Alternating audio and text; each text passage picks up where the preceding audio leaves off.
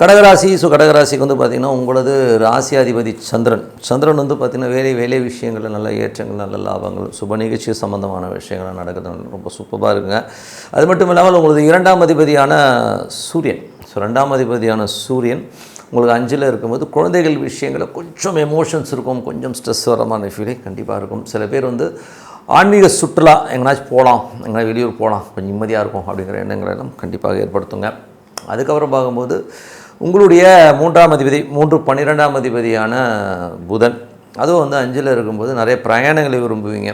So கொஞ்சம் அம்மாவுக்கு உங்களுக்குமோ கொஞ்சம் எமோஷன் ஸ்ட்ரெஸ்ஸஸ் இருக்கிறதுனால கொஞ்சம் கவனமாக இருந்துக்கிறது ரொம்ப ரொம்ப நல்லது.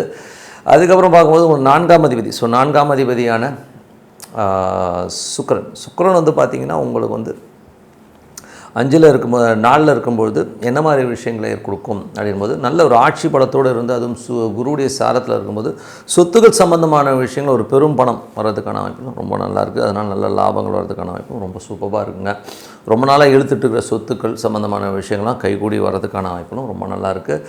அதுக்கப்புறம் உங்களுக்கு 5ஆம் அதிபதியான செவ்வாய் ஆட்சி பலத்தோட சனியுடைய சாரத்தில் போகிற இந்த ஒரு காலகட்டத்தில் வந்து பார்த்திங்கன்னா சனி வந்து பார்த்திங்கன்னா ஒரு 8ஆம் அதிபதி அப்படின்னும்போது கொஞ்சம் வந்து குழந்தைகள் விஷயங்களோ, மனக்கசப்புகளோ, கொஞ்சம் வாக்குவாதங்களோ, பிடிவாதம், அந்த மாதிரி ஒரு எமோஷனல் பிடிவாதம் இருக்கிறதுக்கான கொஞ்சம் கவனமாக பார்த்துக்கணும்.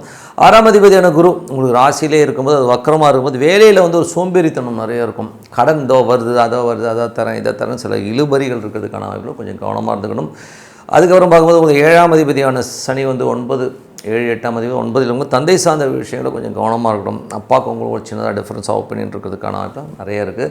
கணவன் மனைவி உறவுலையும் வந்து கொஞ்சம் கேர்ஃபுல்லாக ஹேண்டில் பண்ணணும். சில நேரங்களில் வந்து தேவையில்லாத ஈகோ கிளாஷஸ், நான் பெரியவனா நீ பெரியவனாங்கிற ஒரு ஈகோ கிளாஷஸ் கண்டிப்பாக இருக்கும். ஸோ அதெல்லாம் கொஞ்சம் அவாய்ட் பண்ணிக்கிறது ரொம்ப ரொம்ப நல்லது. அதுக்கப்புறம் 10ஆம் அதிபதியான செவ்வாய், 10ஆம் அதிபதியான செவ்வாய் வந்து பார்த்திங்கன்னா உங்களுக்கு வந்து 5ல் இருக்கும்போது தொழில் ரீதியான விஷயங்களில் பெரிய லெவலில் வந்து ரிஸ்க் எடுக்காமல் இருக்கிறது ரொம்ப நல்லது. ஏன்னா 5க்கு 10 8ஆம் இடமாக வருகின்ற காரணத்தால் பெரிய ரிஸ்க்கு, பெரிய முதல் போட்டு வியாபாரம் பண்ணுறவங்க கொஞ்சம் அலர்ட்டாக இருந்துக்கிறது ரொம்ப ரொம்ப நல்லது. 11ஆம் அதிபதி உங்களுக்கு வந்து 4ல் ஆட்சி பலத்தோடு இருக்கும்போது ஒரு பெரும் பணம் சொத்துக்கள் மூலியமாக, வண்டி வாகனம் மூலியமாக ஒரு பெரும் பணம் கை மாறுறதுக்கான இப்போ நிறைய இருக்குது, நல்லாவே இருக்குது.